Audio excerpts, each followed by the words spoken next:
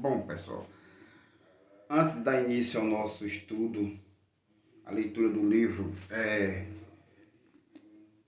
Portugal Templário, Vida e Obra do Templo, temos que voltar atrás, certo? Com respeito a todos os irmãos cristãos do cristianismo construído a partir de 345, certo? Pela Igreja Católica. Jesus Cristo, rei dos judeus, era judeu, certo? O cristianismo, como vemos atualmente, foi construído pela Igreja Católica, como eu falei, em 345. Bom, Jesus Cristo, Jesus, rei de judeus, mestre dos ritos crísticos, ele viveu em todo aquele território ao redor de Jerusalém, e como descendente de Maria, que era da tribo de Benjamim, ele tinha direito ao trono de Jerusalém, certo? Além da meta dele como rei, certo? Ele tinha uma meta humanitária. Ao desenvolver os ritos crísticos, ele criou a vontade de dividir 50% da fortuna imensa de Salomão, que estava nas cavernas de Ezequias, né, que ficava abaixo do templo de Salomão, 50% com a população. E isso fez com que o Simédrio, certo? O Simédrio era um dos ministros, vamos supor. Ele era como se ele fosse o rei, ou ele era o rei, certo? Que tinham 12 ministros. E esses ministros eram o Simédrio. E o Simédrio decretou a morte dele por infringir uma regra que eles achavam por bem de só acumular aquele tesouro. Jesus Cristo, com uma visão mais humanitária, uma gestão humanitária, queria dar qualidade de vida a todas as pessoas do seu reino. E por isso, o Simédrio pediu autorização a Roma, que era quem estava no poder daquele território, para assassinar o seu rei. Certo? Bom, com a morte de Jesus, quem assumiu o trono foi o seu irmão, Tiago. Certo? E Tiago, que havia sido preso e saiu na Bíblia como Barrabás. Tiago, o nome dele é Tiago na Bíblia, mas o nome dele era Jesus Barrabás. Certo? Jesus Barrabás era mais conhecido, era como hoje, o príncipe William e o príncipe Henry, certo? Jesus, o príncipe William, tinha direito ao trono. Mas o príncipe Henry, que era o Tiago, que era o Jesus Barrabás, tinha convivido com toda a população, e a população gostava mais dele do que de Jesus, porque Jesus Cristo tinha ido para as outras 12 tribos de Israel no Egito, certo? E tinha ido visitar, conhecer todos os territórios, inclusive o Brasil, América do Sul, América do Norte, a Ásia, a África, todos os territórios que pertenciam a Salomão, nos quais ele tinha direito como rei. Então, com a morte de Jesus Cristo, quem assumiu o trono, Jesus Barrabás, ou Tiago. Em 70 da era cristã, houve uma guerra, né, uma ofensiva maior de Roma, e o Simédrio foi desfeito, e Tiago, assassinado, foi empurrado do muro, né, da sinagoga, né, de Jerusalém, do templo de Jerusalém, e faleceu. Com isso, Maria,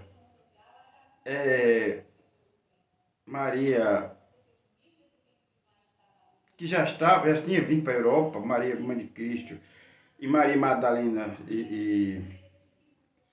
e todas as pessoas que faziam parte daquele ideal estavam no que hoje é a Europa, convivendo, morando em cavernas, construindo, e tinham trazido grande parte daquele tesouro para cá, para a manutenção deles, certo?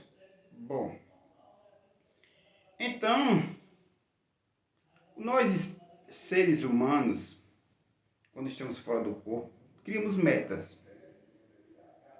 E às vezes agimos em um período quando estamos mais grosseiros, de uma forma mais grosseira, e quando vamos reencarnando, veja só, pessoal, essa parte de ressurreição, a ressurreição era um rito egípcio e essênio que Jesus Cristo praticava, certo? E me passou para Lázaro, que se tornou João, e passou para Maria Madalena, e passou para Pedro, entende? Então aquela cerimônia de lava-pés era uma cerimônia iniciática, onde nem todos iriam estar com ele nos graus maiores, porque não entendiam. Bom, então Jesus vai lá, então o que é que acontece? A maioria dessas pessoas morreram. E os judeus acreditavam, praticavam e conviviam com a ideia da reencarnação, não com a ideia da ressurreição do corpo, como foi criado pela Igreja Católica. Então, em 1100, no ano de 1000, esses irmãos reencarnaram tudo novamente na mesma família. Por quê? Porque eram espíritos afins. Então, líderes políticos que eram com a fortuna que desejaram e mentalizaram, porque veja só, nós nascemos junto com as pessoas que amamos ou que odiamos, certo? Para que junto aprendemos a amar. Então, eles juntaram forças para tomar de novo o poder, o Templo de Salomão, por meio das cruzadas, e aí invadiram. Invadiram, certo? E conseguiram tomar o Templo de Salomão, já isso em outra existência. Tomaram o poder para ele. E como de geração em geração eles iam passando para seus semelhantes, para seus descendentes, todos os segredos que estavam ali por meio de ritos, e é isso que nós praticávamos nos ritos templários, era uma evolução, o estudo do ser humano energético e a parte quântica e os segredos em si. Era colocado tudo junto para disfarçar, para quem não fazia parte do conselho dos Rosas Cruzes. Bom, com a estrutura toda montada, foi criado algumas cruzadas, mas aqueles terrenos, aqueles territórios que pertenciam a Salomão, como era o caso de Portugal, como era o caso do nosso território borgonhês, então foi mantido pela gente, certo? Então o que é que nós fizemos? Começamos a expandir este negócio, que era um negócio de família, para que depois pudéssemos... E qual é a meta disso também? A meta por trás disso, como nós acreditávamos na reencarnação, e acreditamos até hoje, todos nós que reencarnamos, que fazíamos parte daquela linhagem, ainda hoje reencarnamos, e os que estão na linhagem mesmo, não estando fora como eu estou, acreditavam na reencarnação e trabalhavam a reencarnação, certo? E tinha todo um planejamento existencial para aquela reencarnação, certo? Nós não planejávamos, não era aleatório, certo? Tinha um planejamento para aquela vida e para outra. E também tinha um planejamento da reencarnação. Então, todo aquele planejamento foi feito e foi executado para que pudéssemos estar lá juntos. E Portugal era um desses. Por que Portugal? Era o porto do Graal. Era onde nós, borgonhês, tiramos da França, porque deixamos apenas uma parte dos descendentes da linhagem de Davi e de Salomão lá na França, e outra parte mandamos para o Porto do Graal, que era o porto da linhagem do Graal, onde estava outra parte da linhagem sagrada, certo? E em 1118, a Ordem Templária já existia de forma, uns anos antes, de forma secreta. Então, esses irmãos, de geração em geração, nós borgonhas íamos passando os territórios para fulano, principalmente para as mulheres, porque as mulheres na nossa linhagem eram consideradas como sagradas, porque desde a tribo de Benjamim elas tinham esse direito. Por isso que eu tenho até hoje um apreço muito grande pela Leonor de Castela, pela Margarida de Provença, que foi minha mãe naquela época, porque eram mulheres que tinham o direito ao trono, como a rainha Elizabeth tinha, entende? Até o dia que ela desencarnou recentemente, e muito em breve reencarna aí, para continuar o trabalho dela como gestoras dos territórios dos descendentes de Salomão. Hoje em dia existe uma religiosidade de extrema direita que tenta passar para irmãos mais incultos que nós, dessa linhagem, esses reinados, que administramos vários negócios em várias partes do planeta, somos satanistas. Mas não, gente. Isso é besteira, isso é criação de comércio religioso.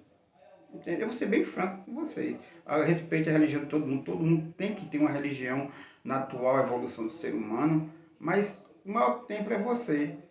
Entende? Quando você perceber que não precisa mais de religião, caminhe só. Você vai estar sempre caminhando. Então vamos ao estudo do livro O Portugal, certo? E aí você vai entender que o que vai ser lido aqui é o seguinte, é todo um contexto, todo um planejamento daqueles descendentes de Jesus e Maria Madalena por toda a Europa. E ainda hoje existe.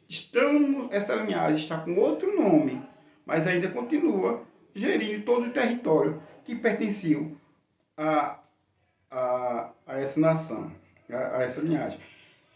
Porque tem direito de descendência. E o seguinte, infelizmente, irmãos mais incultos, mas que não estudam, acham que é os Illuminatis, porque são os perseguidores, eles escravizam. Não, gente, quem escraviza você é você mesmo, é sua mente. Não há outro meio de escravidão a não ser a sua mente. Você procura o autocastigo, a reencarnação que acha melhor. Quando você se achar por bem, você não vai ser escravo de amores que não lhe dão valor, não se vai se colocar como um coitado durante a sociedade e não vai castigar o dinheiro por culpa psicológica sua. Então, vamos ao estudo. E nós, descendentes da linhagem, fazíamos tudo isso preparando todo o planeta para a futura reencarnação do Rei de Judeus, Jesus Cristo. Então, vale ressaltar. Bom, pessoal, vamos continuar nosso estudo do livro O Portugal Templário, certo? Capítulo 1, Patrologia Afonsina e Cavalaria de Demanda. Ralo de sagrado e segredo envolve as fundações genésicas da Casa de Borgonha, revistada de mito e mistérios quando se lhe atribui descendência dos primitivos reis visigodos. Veja só, gente, a descendência Borgonha, como já falamos, nós templários, eu, Jack de Molay, eu era Borgonha. Nós tínhamos um território Borgonha lá na França, certo? Muito mais adiantado e economicamente do que a própria França, certo? Era mais ou menos como o Vaticano dentro da Itália. Bom,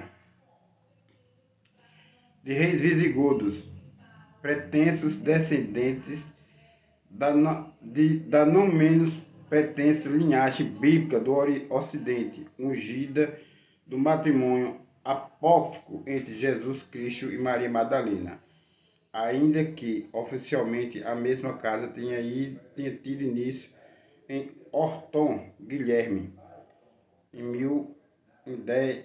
1026, casada com a nobre Esmertruda.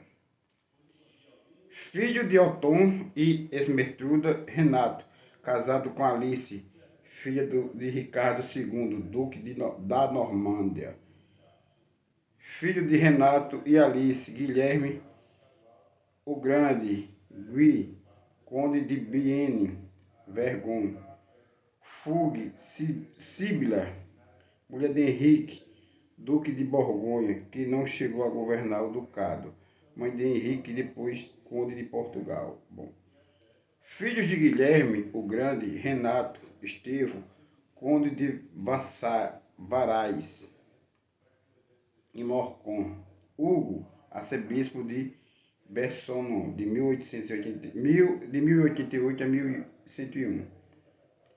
Raimundo, conde de Ganiza, genro de Afonso VI, rei de Leão e Castela. Gui, arcebispo de Viena e mais tarde Papa Calixto II, autor do famoso Códice Calixtus Compostelano. Matilde, mulher de Edes I. Aqui tem uma nota. Vitor Manuel Adrião, Introdução à Portugalidade, Academia de Letras de Artes e Cascais.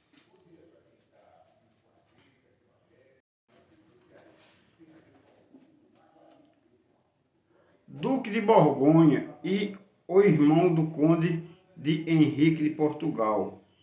Gisela, mulher de Humberto II, conde da Saboia, em segundas núpcias de Rainério, marquês de Ferrato. Guilhermância, mulher de Roberto II, conde de Frades. E em segunda núpcia, Godofredo, duque de Brabante. Cerca de 1090, Raimundo casou-se com Uraca, filha de Afonso VI e Leão de Castela, dando início à ligação consanguínea da Casa de Borgonha, sempre falando que nós, borgonheses, éramos descendentes da casa de Davi e descendentes desse relacionamento apócrifo que entrou na Bíblia entre Jesus, o grão-mestre Jesus e Maria Madalena, certo? Duque de Borgonha. Cerca de 1090, Dom Raimundo casou com Dona Uraca, filha de Afonso e de Leão de Castela, dando início à ligação consanguínea, certo? Dentre a Casa de Borgonha, a Leonesa Hispânica ou Infra-Pirineus. Como dote de casamento, Dom Raimundo recebeu cerca de 1092, em 1092 a 1093, o condado da Galiza, e de imediato deu-se início à pretensão e o de estender mais para o sul, pois a notícia de surtidas militares a Coimbra, Santarém e Sintra. Bom, em 1094, Dom Henrique, irmão de Edes I, veio para a Península Ibérica dar auxílio militar à reconquista cristã do norte e centro da mesma.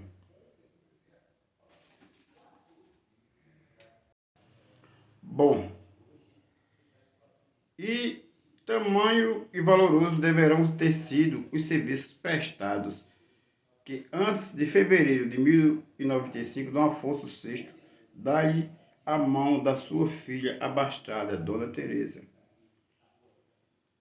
É muito possível que tenha sido Dom Raimundo a chamá-lo para lhe suceder ao trono da Galiza, visto ter a ambição maior de assumir o trono de Leão e Castela e toda a parte cristã até os territórios extremos de Andaluzes em posse de Islã, sucedendo a Afonso VI.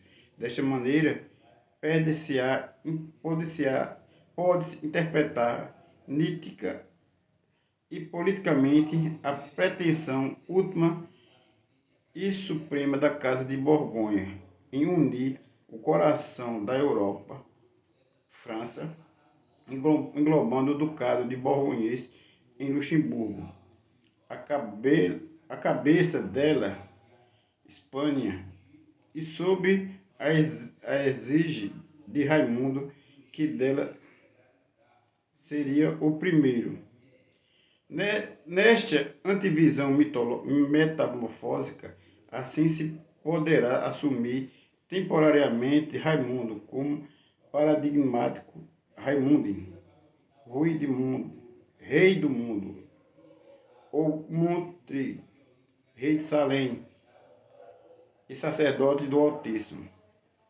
Tanto vale ao qual e mais insígnios da casa de Borgonha prestavam tributo ou dízimo, nesse contexto, a 10ª parte das suas conquistas da cruzada continental. Isto mesmo atesta João Garcia Antenese.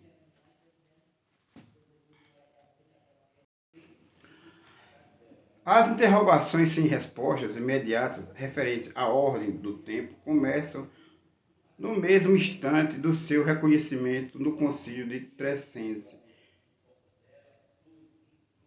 Porém, podemos descobrir já as suas licenciosas ramificações desde anos antes. Aquela milícia, composta aparentemente por 9 cavaleiros flamengos e borguilhões, que se refugiavam entre as ruínas das cavalarias do Templo de Jerusalém, em 1118, e que parte haver se mantido em discreto silêncio até o instante do seu conhecimento, em janeiro de 1128. Estava já, ao que parece, atuando no Oriente antes da sua elevação à categoria de ordem militar. Com a data de 1º de junho de 1124, o conde Guilherme de Pronstes faz-lhe doação da igreja de São Bartolomeu de Frógios. E o que resulta mais significativo, encontra-se em Portugal, em 1125, segundo Pedro Álvares, ajudando aos condes de Dona Teresa, filha de Afonso VI, Dom Henrique de Borgonha, a consolidar um Estado que estava gestando aceleradamente sua independência do reino castelhano-leonês.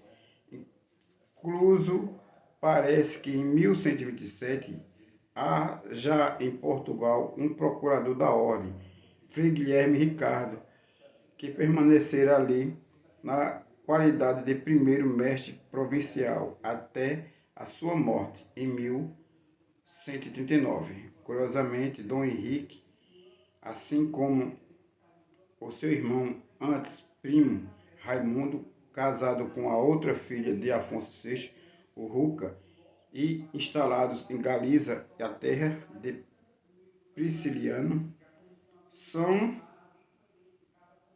oriundos das mesmas camadas de onde procede o fundador do templo, Hugo de Pai. Alguns dos seus primeiros cavaleiros, Guilherme de Champagne, por exemplo, e nada menos que o grande líder religioso dos cistos, Bernardo de Claraval.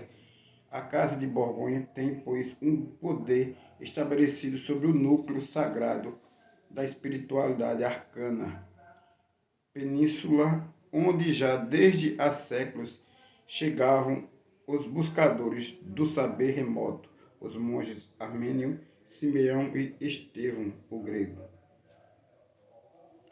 É precisamente aqui, em Portugal, neste Portugal embrionário, que começa a dar fé da vida independente, onde se produz um desses acontecimentos, o da sua própria independência, que os historiadores não conseguem de modo algum demarcar nas coordenadas em uso.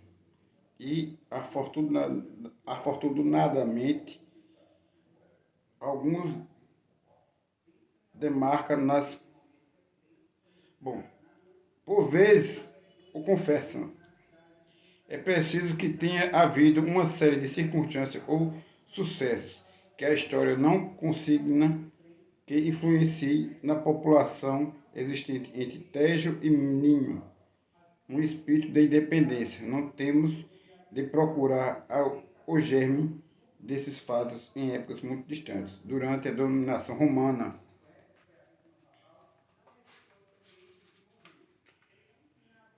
Bom, gente, isso aqui é o nosso brasão de Borgonha, ó. Certo? Todos nós, descendentes da família Borgonha, tínhamos um brasão azul semelhante a esse, certo? A província lusitana era muito mais extensa que o atual Portugal e nenhum indício persiste de que houvesse nesta comarca uma vez subsídios ao reino suevo, ao menor traço das resistências contra os reis Gordos e Toledo. Vamos ficar por aqui, gente.